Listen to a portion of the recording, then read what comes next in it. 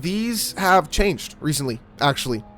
Jinhsi got nerfed a little bit because in the beta she was hitting for over 2 million damage, which was stupid. And Changli actually got some buffs, so we're going to talk about this while we're at it.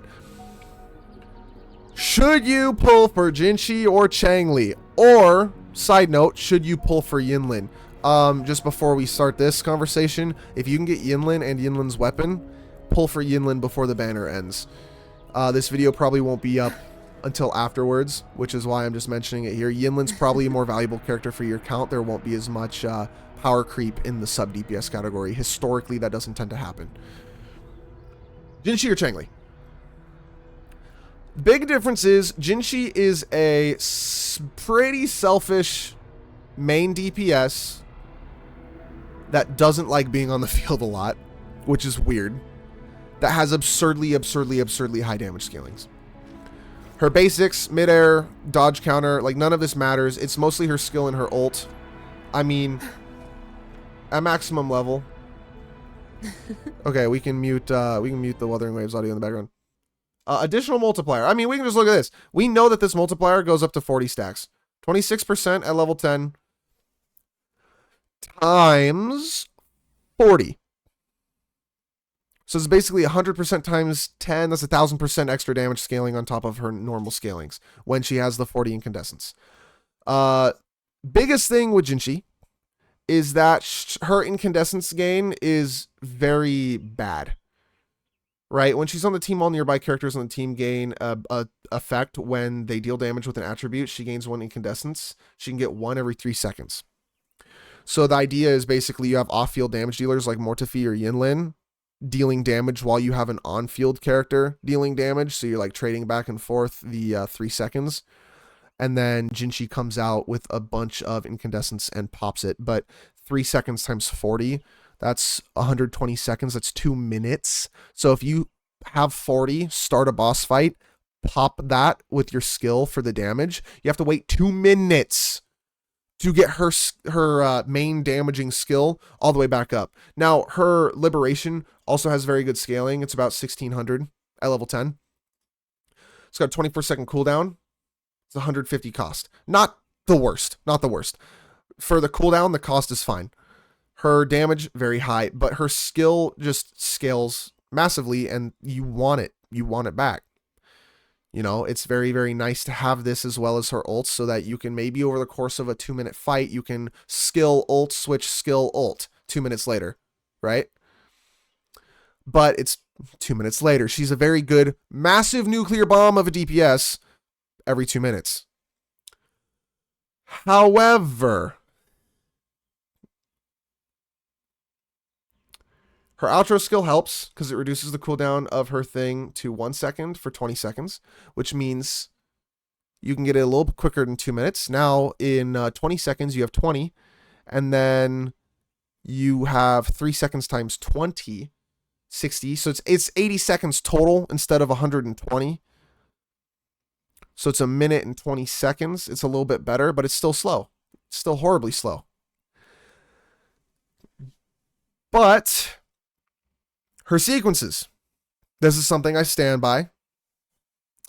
Building a character means getting the sequences in their weapon ranks. Just save up and dump into characters you want and really build them.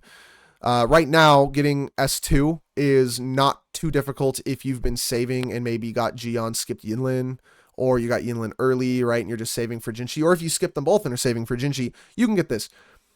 Skipping over her S1 because it's just the extra damage boost. Her S2 is dumb. She recovers 40 incandescence when staying out of combat for more than 4 seconds, once every 4 seconds.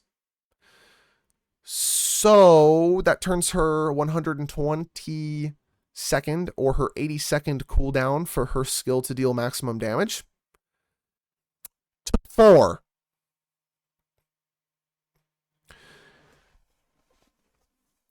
I just need to make this abundantly clear. It makes her rotation go from 120 seconds / 80 seconds with her outro to 4 seconds for her rotation to be able to be used at maximum damage output again. We can think about this as a damage percentage increase based on time. 80 divided by 4 is what? 20? 20 times better. Effectively a 2,000%, not scaling, damage increase for the character's entire kit. Because she can now play on a 4-second cooldown and not on a 80-second cooldown. Right? Her second sequence makes this character work. Because otherwise, this character is clunky. You can play her every 120 seconds. Maybe every 200 if you every 80 seconds. Maybe every 120 seconds if you messed up and didn't outro her. And you like were a sliver off and you outroed and you're like, oh no, right? 4 seconds. If you're going to pull for Jinhsi or for Changli, you're going to pull for Jinhsi, pull her S2. Because otherwise she's just not going to work very well. Sadly, she's going to, like, the investment you will have to be high enough that she can basically insta-kill bosses. She needs to be able to instantly kill the bosses in like 1 rotation, possibly 2. If you want to 3-star stages in like the TOA with her, you have to pretty much be able to become a nuclear bomb and kill the boss in 1 hit. Like her skill and then her ult. And you have to kill them in 1 hit. 1 rotation. Her S3, when she intros, she gains more incandescence and attack boost. And when you ult or skill, damage boost, and your damage multiplier of your ult increases by 120%, which isn't a lot because her ult hits so goddamn hard. And her damage multiplier for her skill that deals the big damage is increased by 45%. The multiplier increase brought by incandescence is additionally increased by, I want to veto this, it is not 71% anymore. It's been nerfed. I believe it was 45 as well to be in line with this. Reason why is because once you got S6 people with Jinhsi with 40 stacks of incandescence, we're hitting for a stupid amount of damage. Because instead of 25%, pretty much, you were looking at 100% times 40. That's 4,000% extra damage scaling, plus the 1,000 it already is, basically. Like, yeah, you were looking at like 5,000% damage scaling, plus her ult, at like 1,800%. You were looking at 6,000, almost 7,000% damage scaling on her ult, with the right echoes and the right, her like main weapon and everything. I mean, she'd hit a boss once and it'd die. So they nerfed it down to be in line, but her S6, you can get Jinhsi S2, she is playable. She's playable anyways, but she's actually playable in like a hot swap team. Because you literally, like, Jinhsi is a character you cannot main DPS and like solo bosses because she has to charge her skill off field, which is awkward, right? S2 at least allows her to be on field more often, so you can main DPS her just by switching into a character and dodging a few times. And then S6 makes her damage stupid. Her weapon, also, I believe I can pull it up here. We can go ahead and see weapons. Let's see if they've got the weapon. Ages of Harvest? Is it Ages of Harvest? Yes, it should be Ages of Harvest, and we'll also bring this one up because this is Changli's. So, weapon, Ages of Harvest, it's crit rate scaling. Bring it up to max level. 24% crit rate, mostly attack. This is actually, I believe, the highest base attack scaling. I'm going to rescind that. I don't think so anymore. I just realized I'm wrong. No, it's just crit rate scaling. Okay. 12% additional damage bonus to all attributes. This is pretty standard right now. You get 1 stack of Blessing of Ages for each basic attack strike up to 4 stacks, which is removed when they leave the field at 4 stacks. They consume all stacks of it when casting a Resonance skill, with its damage increased by 48% for 2.5 seconds. This can be triggered 1 time every 6 seconds. So the goal is, with this weapon with rotation, you skill and your damage of the skill gets increased by 48%. Oh, wait. 96%. Doubling the damage. So Jinhsi S6 with an R5 weapon at what was it? Post post nerf, you're looking at 45, 60, 70% scaling times 40, 28, 2,800%. So about 3,000 someone scaling. Now you're at 6,000 scaling. You are now with the R5 of this weapon at the same scaling as not this weapon, but S6 pre-nerfed Jinhsi, which is pretty good. It's pretty good. I mean, it's enough to kill a boss. It is plenty to kill a boss. Her weapon is absurdly important for her playstyle because you really, really want that bonus. The damage increase is stupid. This does not mention scaling, because if it was scaling, it'd be next to nothing for her, diminishing returns, right? No, this is damage increase. So should you pull Jinhsi? Well, if you're gonna pull Jinhsi, I recommend at least getting her S2 with her one copy of her weapon, right? I think that's the minimum you need to make Jinhsi work for your account. She's the best DPS in the game by a lot, if you do, right? But I think you need it. Next to Changli, who I can now say her name right because I've seen it and I just forgot earlier. Changli is a little bit different. She's focused more on her forte circuit as far as not just her skill dealing all the damage, but the way that this activates her whole kit. When she heavy attacks, if she carries her stacks of enflamement, she consumes all of the stacks to release Flaming Sacrifice, dealing fusion damage considered as resonance skill damage. She can hold up to 4 stacks of enflamement. She gets it by every basic attack True Sight Conquest on hit. She obtains it for every basic attack True Sight Charge on hit. And she obtains 4 stacks of it for every ult she does. So at level 10, it's 378% plus 36 and 150, so about a little under 500% scaling on her forte circuit.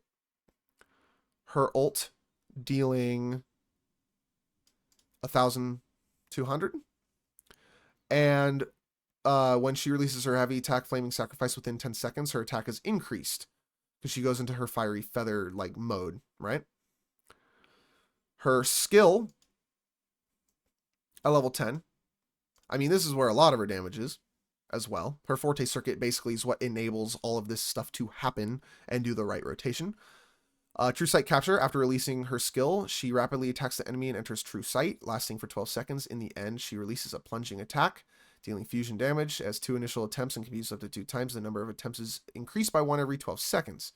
For True Sight Capture, True Sight Conquest, when in True Sight, if she uses the ground basic attack, she releases Conquest, rapidly approaching the enemy and dealing fusion damage. Consider it as resonance skill damage. After releasing the Conquest, True Sight ends. So you're mostly attacking in the air with Capture, and then you Conquest and it ends it. And Charge. If she jumps or uses basic attack in mid-air, she releases Charge, dashing towards an enemy and dealing fusion damage, considered as resonance skill damage. Afterwards, it ends. So you basically are plunging and either basicing or jumping to go into Conquest or Charge. And they have different damage scalings. You know, your Capture's here, your Conquest is here, and your Charge is here. They're all very similar, and you can basically spam this. This is like her main thing. The cooldown for her skill, she might not even have one. I'm not seeing a time cooldown. But chances are by the time you're done doing her combo, it'll be up again. And then her basics, after basic attack 4, she gains True Sight again. Mid-air attack stage 4, she gets True Sight again, so she has multi-stage air attacks instead of just a plunge. Heavy attacks, she gets to go into mid-air attack stage 3 from it, which then you can go into mid-air attack stage 4. So there's combos out of heavy attack to basic into mid-air attack 4 to get True Sight and to extend, right? Mid-air heavy attack. After holding basic attack in mid-air using basic attack True Sight Charge, you can use basic attack to consume stamina to perform a plunging attack. So her plunge is separated. So she's not going to be able to do the septuple jump tech, but I don't think she needs to because she's got all these like midair flying things, and her dodge counter. And her damage output is not particularly bad on any of these either, especially because she's kind of built around being in the air. Her midair attack damage scalings are pretty good. 1, 2, 3. The scalings are pretty nice. Like this is 132% on her midair attack 3, 100% on her second one, and 60% on her first. So her basic attack scalings aren't bad either. She's a very well-rounded kit that plays very much on-field DPS, right? Her intro, she appears in midair, attacks the target, enters True Sight, so just easily gets into her like mode for her damage output. Her outro skill, switched in Resonator, increases fusion damage by 20% and ult damage by 25%. So very similar outro to Yinlin. Actually, it's a little bit better than Yinlin's, I believe. Don't quote me on this. I might be wrong. No, it is the exact same as Yinlin's, but for fusion. Yinlin has probably the best outro in the game for buffing. If you're going to another Electro character, it is the by far and away the best buff. Changli now is the best buff for going into other fusion characters. So Chixia, Encore, massive gains from this, from just her existence, right? As a sub DPS to outro, massive. But I do not think that this is where she's most valuable. Why? She has her passives.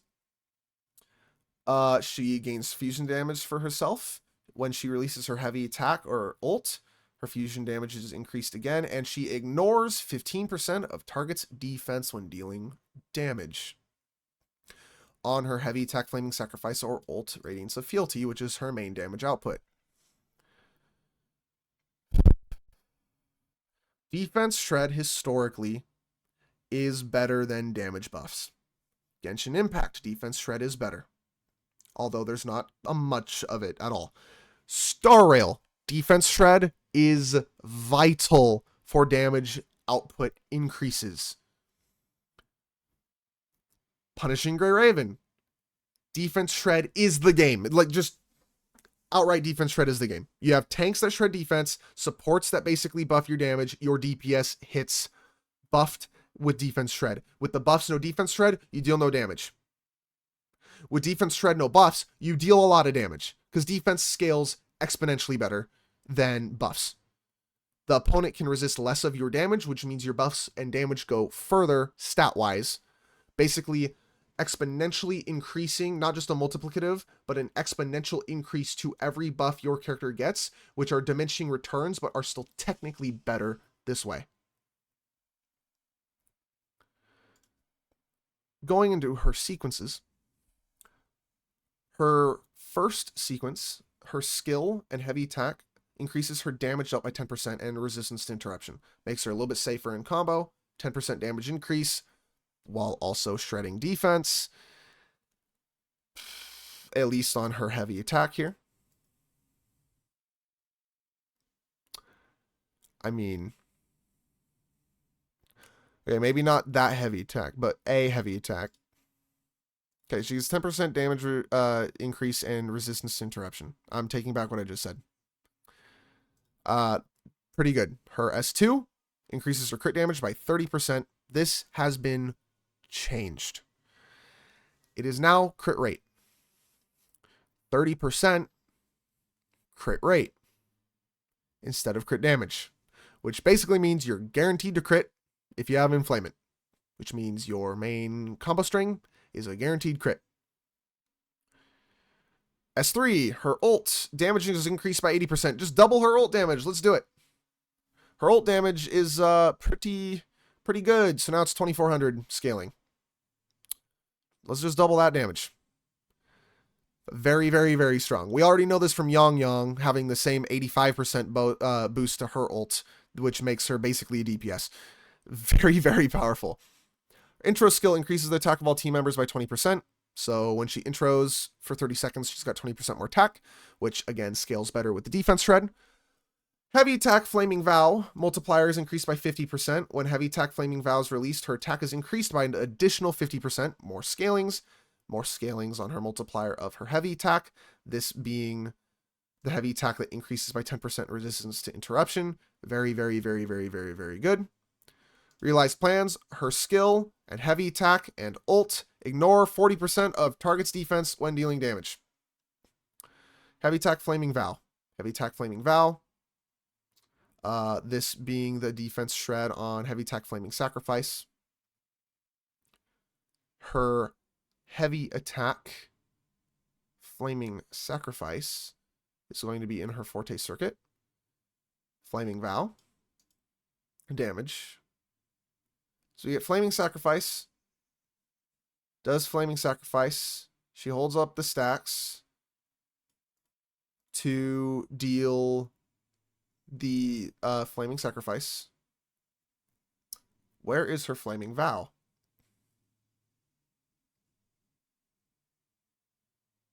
Because I'm not seeing a Flaming Vow. And I'm just going to say right now, not seeing a Flaming Vow in her kit, I'm certain with how this is worded, additional 40% of target's defense. I want to assume that this heavy attack Flaming Vow is the same as the Flaming Sacrifice one. Because from my knowledge, she doesn't have two different heavy attack, like named heavy attacks. It's not here, and it would be here. Flaming Vow would be here. And it is absolutely not here. How is she doing Flaming Vow? There's no Flaming Vow mentioned here. This is all her true sight. And there's no Flaming Vow mentioned here. So I think it is very safe to say that this is just adding 40% defense shred to her skill, 40% defense shred extra to her heavy, and 40% defense shred extra to her ult. So her ult is now shredding 55% defense, her heavy's 55% defense, her skill 40% defense. Every enemy is half as weak, which means much more susceptible to our buffs to damage. Changli's S6 mattering a lot for damage as well. Of course, every limited 5-star character is going to have a cracked S6. It's just going to be how it's going to be. It's going to incentivize people to pull and to save up for getting an S6 character. But this buff is insane. Everything else, like her S2 is good. Pretty much the same as Jinhsi. Her S2 is like her second best. Although maybe her ult being a 80% damage increase is second best, but 30% crit rate, builder crit damage, and defense shred. So, at 2400 damage on her ult with 55% defense shred, you can't just say it's a 55% damage increase, because it's not. It is technically a 2 times damage increase because they have half the defense, which means they resist half your damage, which means you're dealing double damage. So you're at 4,800 damage there, but your skill also gets the buff, and your heavy attack also gets the buff. Your heavy attack dealing, let's see, like a little under 500% it was. Now it deals 1,000%. And your skills dealing 1,200. Now that's the ult. Your skills dealing all this, the true sight. Your skills. Tripartite flames.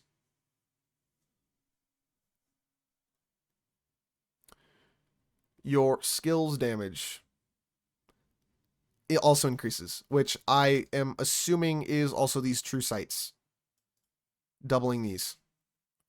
So as a main on-field DPS with practically, it seems, 0 downtime in her damage combo, just outright 0 downtime,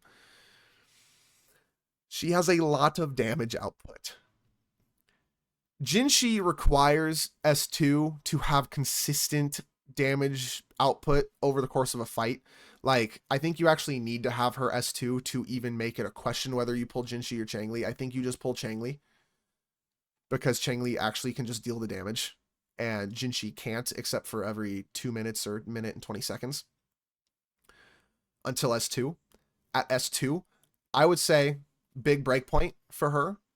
Jinhsi becomes the better pull if you can get only S2 than Changli. I think at S6, it's a very good argument. I think that they are probably equivalent pull value. At S6, Jinhsi being able to deal a massive amount of damage with her skill. Changli being able to shred a massive amount of defense. I want to lean, though, towards with the defense shred, Changli being the better pull. At S2, Jinxi's better. At S6, I think Changli takes it back. Because Changli being able to shred defense will always be good. Jinxi might not be able to explode a boss and kill them effectively. Maybe they resist Spectro, whatever. Changli, they could resist fusion.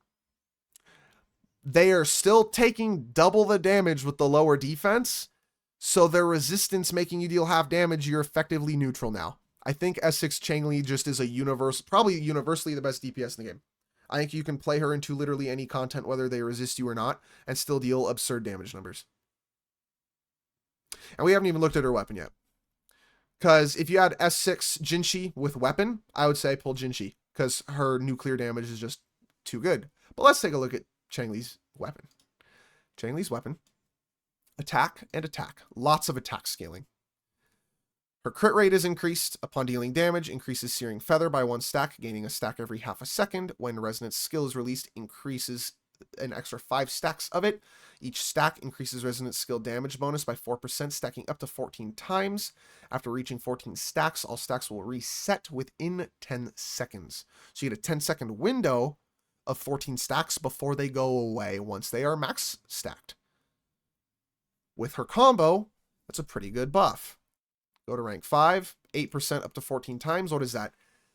80% and 8, 16, 24, 32, 32, and 80, 32, 112. 112% resonance skill damage bonus.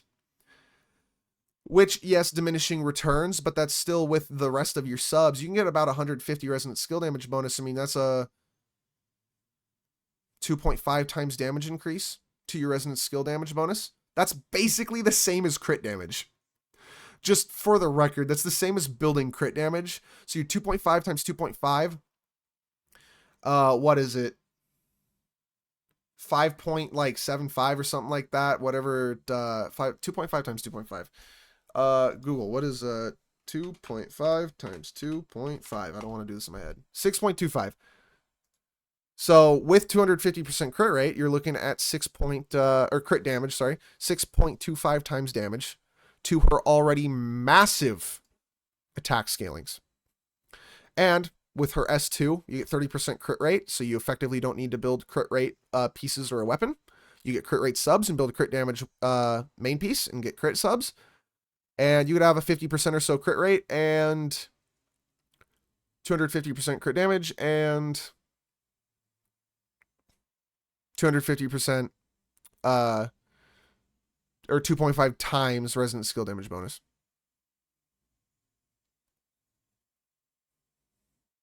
Pretty much.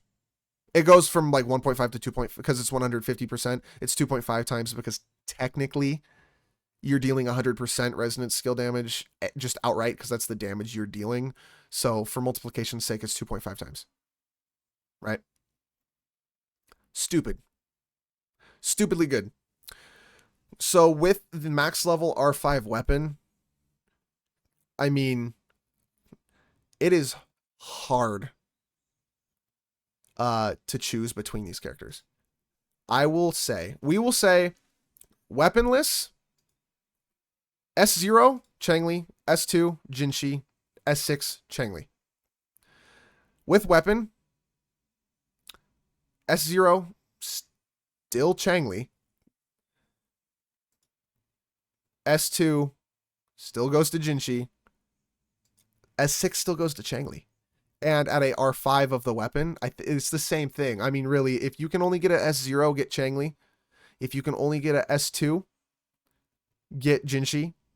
Because it enables her to be a constant, like, nuclear bomb. And at S6, go back to Changli because her defense shred is just going to be the most valuable debuff in the game. Like, her damage output's going to be the highest in the game because of that. Now, playstyle wise, Jinxi is very much do a couple of your little strings into big skill, ult, switch, do some things, bring her back out, do the same combo, right? Changli, much, much more an on-field, staying there DPS, doesn't really even need support because her scalings are so high and she shreds with her own stuff. She doesn't need characters on the team. Like, if you had to pick a main DPS, you'd pick Changli. Jinhsi is very much a hot swap DPS like Encore, and it's not someone you could like solo bosses with because you wouldn't have incandescent stacks unless you switch out. Changli, you could solo bosses with if that matters to you. If you like doing damage showcases with like as only the one character, Changli's the pick. And if you prefer being able to just unga bunga, Changli's the pick. And if you prefer more flourishy combos, Changli's the pick. If you prefer massive insta-hit nuclear damage and then switching out to other characters to do other things and just playing like a much more min-maxy playstyle, Jinhsi's the pick. If you like seeing a boss get instantly one-tapped, especially at S6, Jinhsi's the pick. Like, if you want to kill a boss fast, Jinhsi's going to be the pick. If you want a more consistent boss killer, Changli's the pick. It's kind of how it's going to be. Like Jinhsi's a nuclear bomb, Changli's an entire, like, war army. If you had to kind of make it that way, like, Jinhsi's going to win the fight instantly. Pretty much. Or over the, like, 2, maybe. And Changli's going to be able to wear and tear and shred the hell out of whatever you're fighting and kill it still very quickly, but more so very efficiently and very capably. Defense shred getting around basically resistance as well. So who should you pull? It depends on who you are trying to have on your account and or who you like more. Because let's be honest, if someone likes Jinhsi, pull Jinhsi. If someone likes Changli, pull Changli. Personally, I was going to pull Jinhsi. I thought she was super cool in the story. I thought she looked really cool how she summoned the dragon and everything. Problem being, I don't like playing hot swap very much. It's not my favorite thing. And after watching Changli's gameplay and seeing what her S6 does, if I can get her S6, I'm pulling Changli. Now, I might get just one Jinhsi just to have, and if I get lucky and get S2, like I'm, you know, awesome, right? But I'm stopping at S2 Jinhsi with like R1 of her weapon. If I can manage to do so, I'm S6ing Changli and R5ing her weapon.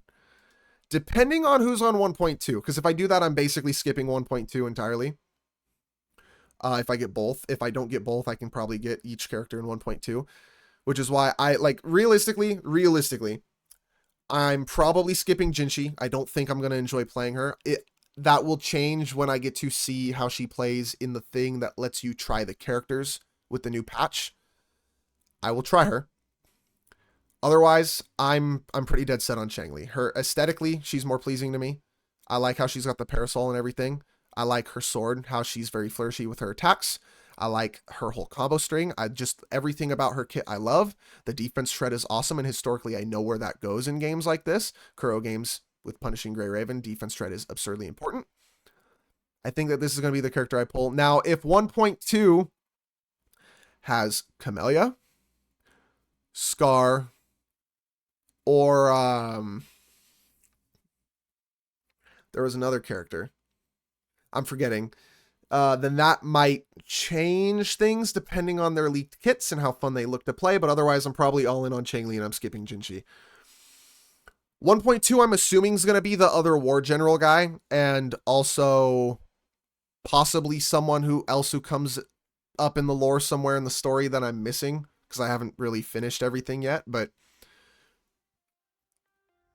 hopefully it's not like Scar Camellia, because that would be a terrible, terrible version to have both of them back to back, because that would just be that'd be tough. But I'm pretty much 100% to Changli personally. I think that she's going to be much more fun for me to play.